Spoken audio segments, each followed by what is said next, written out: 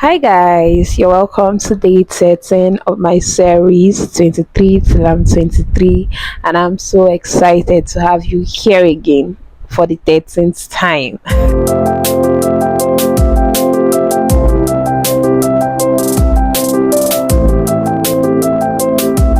So the lesson for today is to set boundaries for yourself. It's very necessary for you not to be an everything goes person, to not be someone who does not have some things that they do not do, that does not have some places that they do not go. Setting boundaries for yourself is not necessarily about pushing people away, it's about identifying or knowing when to say no to things that do not align to your value systems or to principles that you set out for your own life. There was this post on Instagram I saw one time, and in the post they were saying, they were explaining how no is a complete sentence, and that most times when you give a no answer, you do not have to justify or explain why your answer is no in the first place. I can agree somehow, though I feel it doesn't apply to every single instance. But the main lesson that I would say I've learned is to say no to situations and be firm in your no that you're saying. Don't be saying no and then your actions are giving yes. Another thing I've learned about setting boundaries is to be vocal about these boundaries that you set for yourself.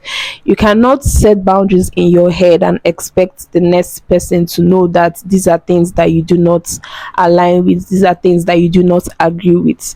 When you set some boundaries for yourself, be vocal about it, be expressive about it, so that the next person gets to realize that, oh, so person is not cool with this, so I'm not supposed to do this. For example, you can be in a very cool conversation with someone and the conversation is going all right and cool, and then the person uses a statement that you do not like or uses a word to address you that you're not very cool with. At that point in time, it becomes necessary for you to point it out to the person.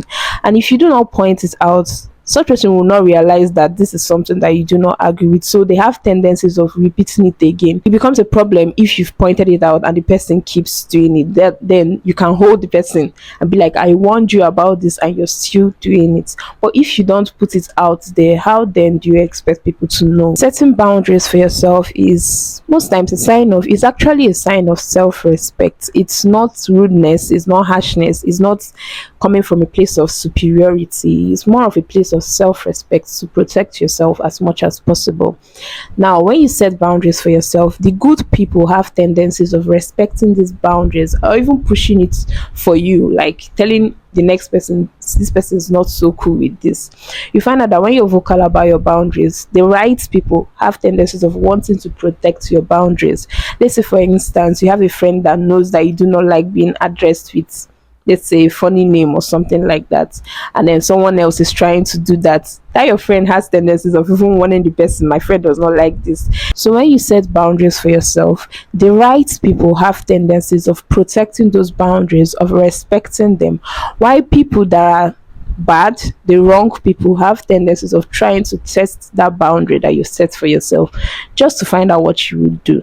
Now, if you set boundaries for yourself, it's very necessary that you stand firm in those boundaries that you set. Don't be saying no to something and then your actions are saying yes.